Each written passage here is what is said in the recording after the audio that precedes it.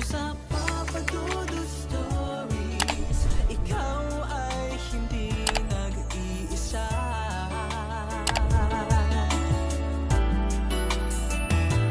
Dito sa Papa Dudut Stories, may nagmamahal sa'yo. Magandang gabi sa inyo at sa lahat ng bumubuo ng inyong napakagandang programa.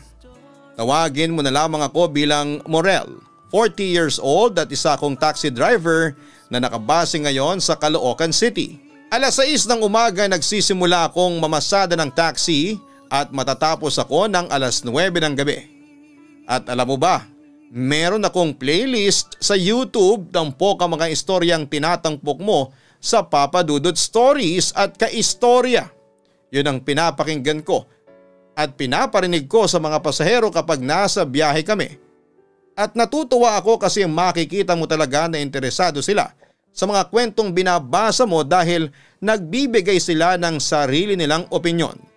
Makikita mo rin ang kanilang reaksyon kung sila ba ay galit o nakikisimpatya sa letter sender o sa isang partikular na character.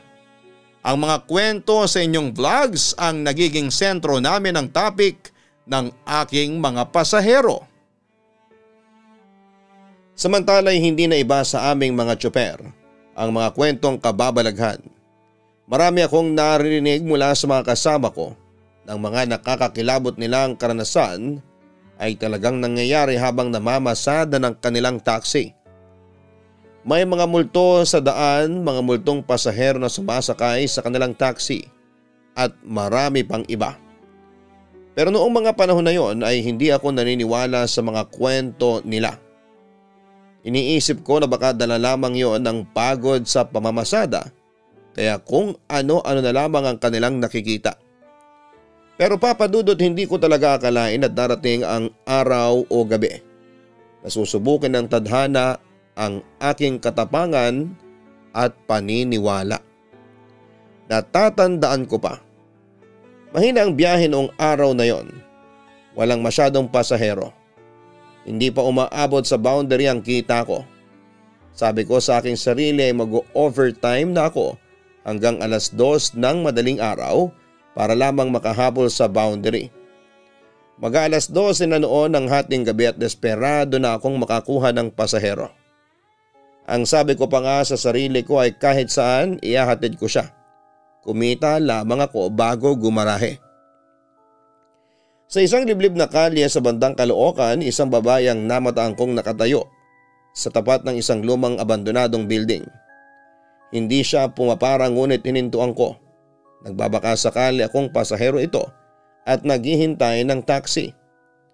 Bagamat sa unang tingin ay napansin ko kaagad na parang may kakaiba sa kanya. Lumang kanyang damit na parabang galing pa noong 70s. Maging ang ayos ng kanyang buhok ay parang si Imelda Marcos noong kabataan nito. Wala akong alam sa fashion, kaya hindi ko na lamang pinansin kako baka yon ang uso. Bumabali lang naman daw ang mga uso noon sa kasalukuyan. Huminto ako sa mismong tapat niya. Ibinaba ko ang salamin ng bintana. "Sakay ka, miss?" Tumango siya sa akin pero hindi nagsalita. Binuksan ko kaagad ang pinto sa likuran. Sumakay naman siya. Habang nagmamaneho ako ay pinagmamasdan ko ang reflection niya sa rear view mirror. "Saan ba kita ihahatid, miss?" ang tanong ko. "Diretso mo lang dyan." Tipid na sagot niya sa akin. Napansin kong hindi siya tumititig sa akin na para bang iniiwasan niyang magkatinginan kami. Hindi ko rin masyadong maaninag ang mukha niya. Siguro dahil sa madilim ang taxi sa loob. At saka yung boses niya, Papa Dudut, ay babaeng babae naman. Pero alam mo yon, sa bawat salitang binibitawan niya ay kinikilabutan talaga ako. "Saan banda?" muli kong tanong sa kanya. Patungkol sa kanyang drop off. Pero inulit lang din niya ang kanyang sinabi kanina.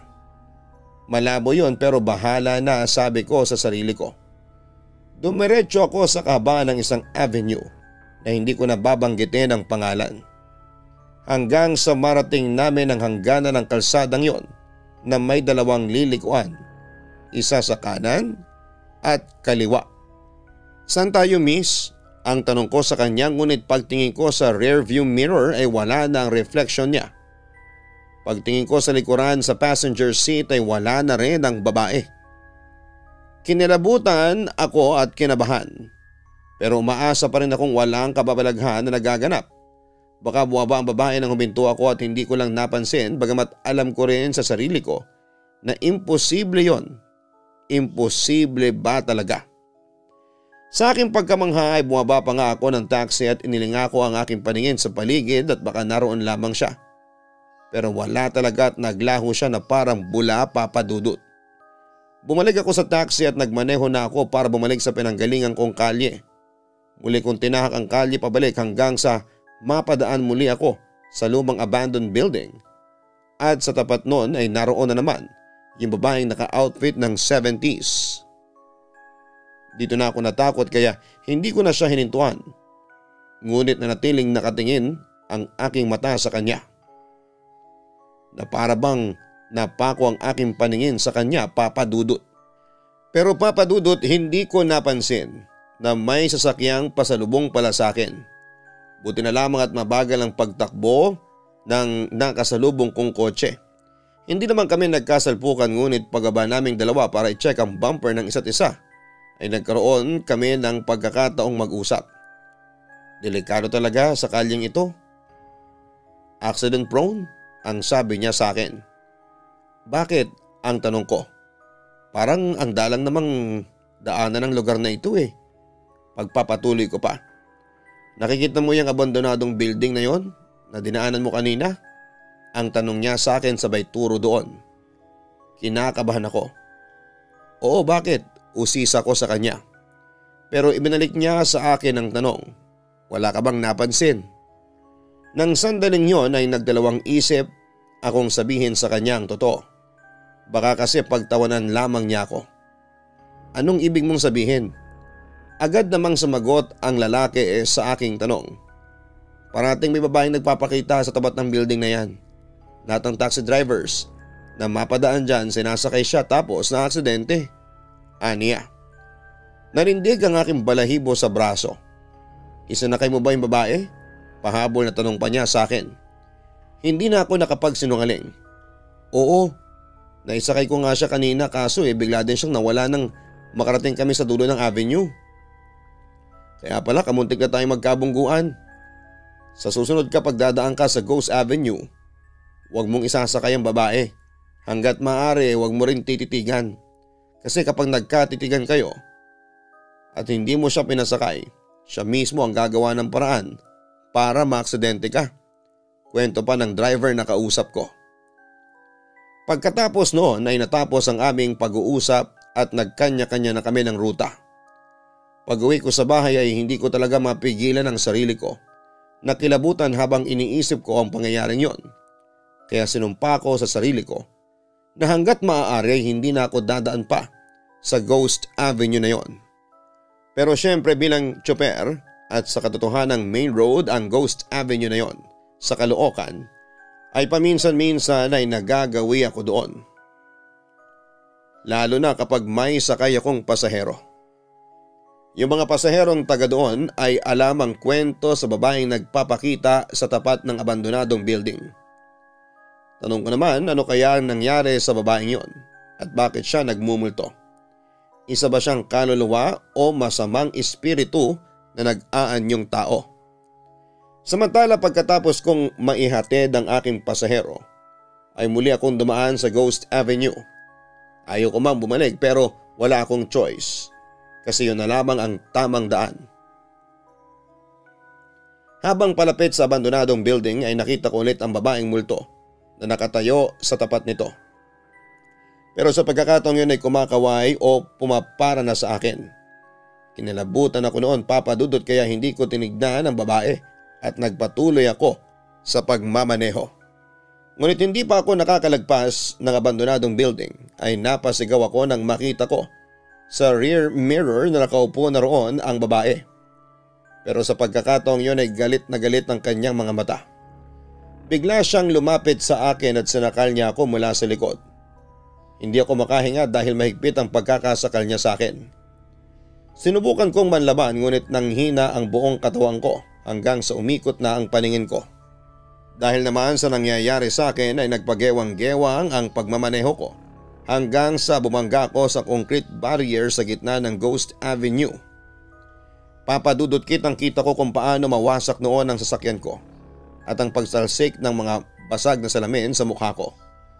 Pagkatapos noon ay nagdilim na ang aking paningin at hindi ko na alam ang nangyari pagkatapos noon. Natagpuan ko na lamang ang aking sarili sa gitna ng kawalan. As in pitch black ang buong paligid. Umeeko ang wangwang sa paligid ko pero wala pa rin akong makita. Hanggang sa nakakita ko ng liwanag mula sa malayo. Palapit ng palapit sa akin hanggang sa ma-realize kong lumulutang na kandila pala yon. Naisip ko na patay na ba ako? Ito ba yung sinasabi nilang purgatorio? Nakaramdam ako ng takot lalo na nang may lumitaw na kamay na humahawak sa nakasinding kandila.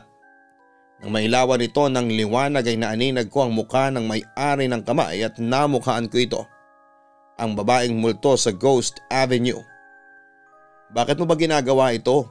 Ano bang kasalanan ko sa iyo para patayin ako? Tanong ko sa babae. Nakatingin lamang sa akin noon ang babae at hindi kumikibo pero kitang kita ko sa mata niya ang galit. Ibalik mo na ako sa mundo ko. Kailangan ako ng pamilya ko, parang awa mo na. Sa puntong yon ay naiyak na ako. Hindi ko alam kung saan ang pinanggagalingan ng galit mo sa mga taxi drivers na dumaraan sa kalsadang yon pero miss, wala akong kasalanan sa iyo. Hindi nga kita kilala. Dagdag ko pa sa kanya. Mamayang kaunti ay nakita kong lumuha ang babae. Galit ako sa mga tsoper na katulad mo. Natatandaan ko pa naglalakad lang ako sa gilid ng kalye nang biglang may humarurot na taxi sa gawi ko at binangga ako. Tumilapon ako sa malayo. Namimilipit sa sakit. Nag-aagaw buhay ako noon. Ang buong akala ko ay ililigtas niya ako pero hinayaan niya akong mamatay. Humarurot pa siya palayo at iniwan niya akong namatay sa gilid ng kalsada. Kwento ng babaeng multo. Nalulungkot ako sa nangyari sa iyo pero hindi lahat ng tsoper ay katulad ng nakasagasa sa iyo, miss. Ako, hindi ko gagawin yun sa iyo at kahit kailan ay hindi ako naging pasaway na driver. Gumagalang ako sa batas trapiko at kahit minsan ay hindi ako nanloko o nang agrabyado ng mga pasahero ko. Miss, ang gusto ko lang naman ay makapagtrabaho ng marangal para sa pamilya ko. Kung mamamatay ako ngayon, paano na sila? Ang mga anak ko, ang asawa ko. Nakikisimpatya ako sa iyo, miss, pero sana wag mo naman kaming idamay sa galit mo. Umiiyak kong sabi sa kanya. Umaasa na magbabago pa ang kanyang isipan at ibalik niya ako sa mundong ibabaw. Samantala'y nakaramdam talaga ako ng awa para sa babaeng multo. At kung ako ang tatanungin noon, handa kong tulungan siyang makatawid sa liwanag. Mamayang kaunti naman ay nagpahid na ng luha ang babae at hinipan na niya ang apoy sa kandila para mamatay. At doon ay bigla akong nagising. Nasa ospital pala ako at nire-revive ng mga doktor. Yun papadudot ang experience na hindi ko makakalimutan. Naranasan ko ang isang near-death experience. Pero ang mahalaga ay nalaman ko ang kasaysayan ng kalyeng yon. Kung bakit may babaeng multong nagpapakita doon. Hindi nagtagal makalipas ang 15 oras ay inilipat na ako sa regular room kung saan ay naroon ang asawa at anak ko. Morel, salamat sa Diyos at ligtas ka na. Naiiyak na wika ng aking asawang si Lilet. Pagkatapos ay niyakap niya ako. Gumante rin ako ng yakap sa kanya. Lumaban lang ako para sa buhay ko kasi ayokong iwanan kayo ng mga anak mo. Mahal na mahal ko kayo. Ang sabi ko naman sa kanya. Pagkatapos noon ay ikinuwento ko kay Lilet ang mga na-experience ko sa Ghost Avenue, ang tungkol sa babaeng multo at sa nangyari sa akin habang naglalakbay sa gitna ng kawalan na palagay ko ay purgatorio. Sa kabilang banda ay nagstay pa ako sa ospital ng 6 na araw dahil kailangan pa akong obserbahan. At nang makalabas ako ay nagpahinga pa ako ng halos 3 linggo bago ako bumalik sa pagmamaneho ng taxi. Isang araw ay naisipan kong bumalik sa Ghost Avenue kung saan ay matatagpuang nakatayo ang babaeng multo. Nang hapon ay dumaan muna ako sa bilihan ng bulaklak at kandila. Nang makabili na ako ay mabilis akong tumungo sa aking destinasyon. Bago tayo magpatuloy, huwag kalimutan na mag-like, share and subscribe. Panatilihin po nating maayos ang ating comment section sa ating YouTube channel. Hanapin din po ang Kaistorya, ang Papa Dudut Family YouTube channel para kayo po ay makapag-subscribe. Natikman nyo na ba ang Papa Dudut Lechon Manok?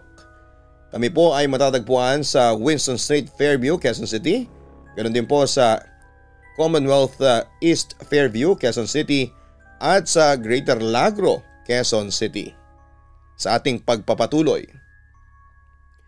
At nang makarating ako sa tapat ng abandonadong building ay huminto ako, bumaba at inilapag ko ang nabili kong mga bulaklak.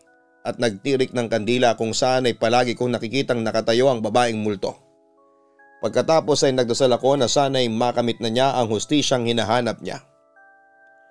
Kung nasaan ka man ngayon, kung napapakinggan mo ako ay umaasa ako na balang araw ay makikita mo rin ang liwanag. Sinasama na kita sa mga dasal ko na sana'y matahimik na ang iyong kaluluwa at makarating ka na sa paroroonan. Mahal ka ng Diyos, Miss, at sigurado ako na magiging masaya siya pagdating mo doon. Sabi ko pa noon habang nakatayo sa eksaktong lugar na pinagpakitaan ng babaeng multo. Mamayang kaunti nakaramdam ako ng kakaibang lamig na parabang humawak sa aking balikat. Oo, kinilabutan ako pero iniisip ko na lamang na baka yon ang way ng babae para magpasalamat sa akin. Mag-aalas 6 na ng gabi nang umalis na ako doon para bumalik na ulit sa pamamasada. Sa ngayon, Papa Dudut, ay patuloy pa rin po ako sa pagiging tsoper at madalas dito ako sa Caloocan naghahatid at nag-aabang ng mga pasahero at napapadaan pa rin ako sa tinaguriang Ghost Avenue lalo na kapag gabi. Sa awa ng Diyos ay hindi na ako pinagpapakitaan ng babaeng multo. Hindi ko lang sigurado kung nakarating na ba siya sa liwanag o hindi na lamang siya nagpapakita sa akin dahil kilala na niya ako na walang kasalanan sa kanyang pagkamatay. Papa Dudut, maraming sa mga kapwa ko tsoper ng taxi ang nakakaalam ng aking kwento dahil may time na nasabi ko yon sa kanila. Nagpapasalamat naman ako sa Diyos kasi hindi pa rin niya ako pinabayaan at binigyan pa niya ako ng pagkakataong mabuhay.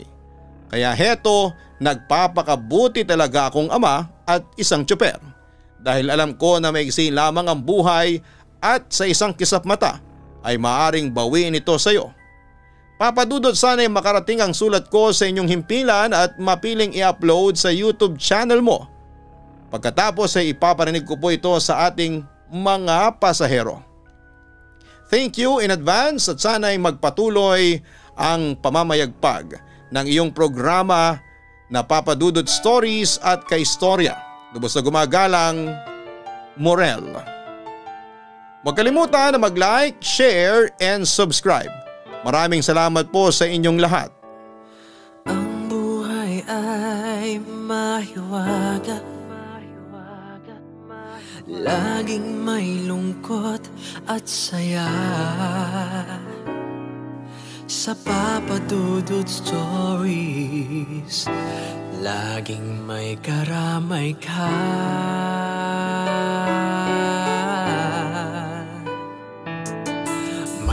Problemang kaibigan, dito ay pakikinggan ka.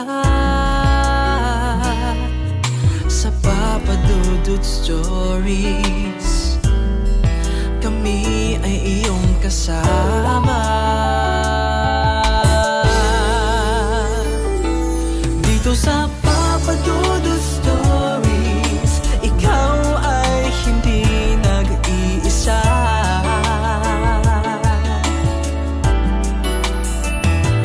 Dito sa Papa Dudut Stories, may nagmamahal sa'yo.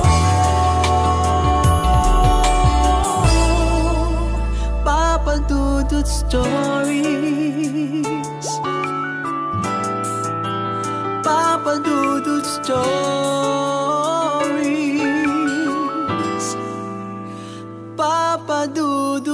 Stories.